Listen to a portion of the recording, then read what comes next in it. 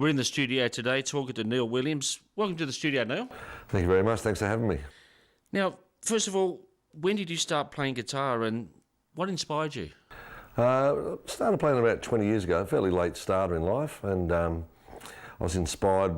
Basically, I always loved guitar music, and I used to go see a lot of live bands during my time in the Air Force, and I got out and spent a lot of free time up and down the East Coast. I ended up going past a guitar shop and seeing a guitar for sale with a little amplifier. There was one of those little package deals, and oh, that was something I could like to really sort of have a go at, and basically it started from there. Okay, so why the people are going to be asking, why the blues? Because I'd always enjoyed blues style of music. I guess I was converted a little bit more by hearing Stevie Ray Vaughan. That was that good crossover. So that side of things, that was, like I said, I've always enjoyed electric guitar, and the blues just resonated with me. It was just one of those things that I enjoyed slide guitar. That's basically why I specialise in slide guitar. And all of those great slide guitar players really sort of struck a chord with me internally, I guess. It resonates with me. All right, so who are your biggest influences? Well, originally it was sort of the Muddy Waters and the Howlin' Wolves. I remember when I first heard Hound Dog Taylor, that really raw energy style of music, and that really sort of flipped a switch in my head. I actually started playing slide guitar because I heard the Rolling Stones version of Little Red Rooster, and I couldn't work out in standard tuning how that happened. So I ended up going, but this is back before the days of the internet, so I ended up going to a music shop where I was living, and they explained to me about this open tuning business where you just basically play a chord and it's open tuned, and I sort of basically learned from there. I learned that, and so, yeah, I guess Rolling Stones, you know, Hound Dog Taylor, Muddy Waters, those sort of guys. Okay, I noticed you've got a unique guitar there. What's the story behind that? Oh, this is a Screaming Eagle guitar. It's made by a man called Andrew Clark, who lives, he's just in rural Victoria, and my day gig is sawmilling timber, sawmilling logs, and I managed to sort of hoard away some nice figured timber over the years, and one day I was contacted by Andrew, who was looking for resalvaged timber to make guitars, and we struck up a friendship, and he's made this all handmade stuff. He's, like I said, Screaming Eagle guitars. It's got a bit of a story to it. The fretboard here is made of bull oak, which is a timber native to Victoria, and it's actually the offcuts of my dining table at home. Red gum, there's a red gum top that I milled in one of the jobs, and actually the binding on side, this is the shape of a red gum leaf because of the red gum top, and the binding is a piece of grey box from the very first log I milled when I first bought my sawmill, the first log I ever milled with it. So that's a piece of timber out of that. So it's made out of blackwood, all recycled timber that otherwise would have been chopped up and burnt or just allowed to rot away. So beautiful handmade guitar. So Screaming Eagle guitars, actually you can check them out on the website. And Andrew's just a fine craftsman, makes beautiful guitars.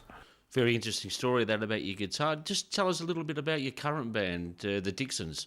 Yeah, well, I play in a band called Willie and the Dixons, and hence the Willie came from my surname, and the Dixons because Willie Dixon was a fairly renowned producer of Chicago blues in the 50s and 60s.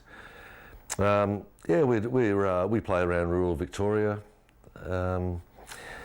We've just managed to strike up a representation deal with a company called Windmill Music in New York, a man called Michael Packer.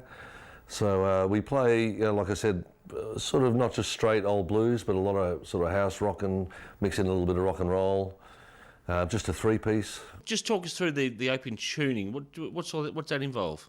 Well, normally a standard guitar is tuned to standard tuning, which is basically a lot of people learn how to play guitar with playing chord patterns on a guitar, but with open tuning, I don't know if you'll be able to hear this, but with open tuning, a lot easier to play slide guitar.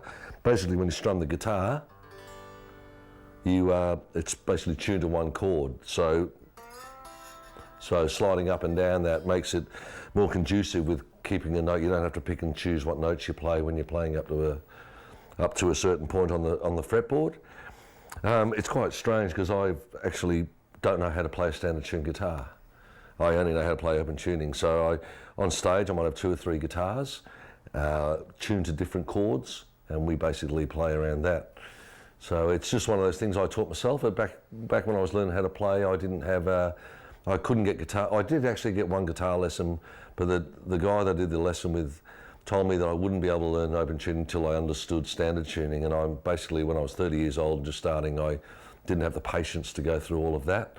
I'm not very dexterous with my fingers, so I found that slide was a little bit more expressive, and I guess that's just stuck now. So I've learned those chords that people can find on a standard tune guitar. I can now find them on the open tune guitar in different tunings. So that's whatever floats your boat, I guess. Just tell us now, where do you see the future? Where are you going from here? Well, hopefully if the things in America turn out well, hopefully we'll be looking at a market there. We're already receiving airplay over there. Michael Packer's doing a great job getting the CD out and getting people to know about what we're doing. The brand new CD is Long Road to Longwood. We're currently in the studio recording a new album, which we've got a few more original tracks. So that'll be probably finished by the end of the year, around December 2013, maybe January. We've just got 2 new videos out. Well, we've got 1 new video out, Long Road to Longwood, from the first album. And the second one is due out over the next month or 2. That'll be Why Would Ya? A song I wrote about living in the city, or compared with living in the country. And generally just see where it takes us. The main thing is that we have fun when we play together, and we have a good time, and it doesn't become a job. I've got enough of that with my day job. So, but if the road takes me down and all I do is play music, I'll be quite happy to do that.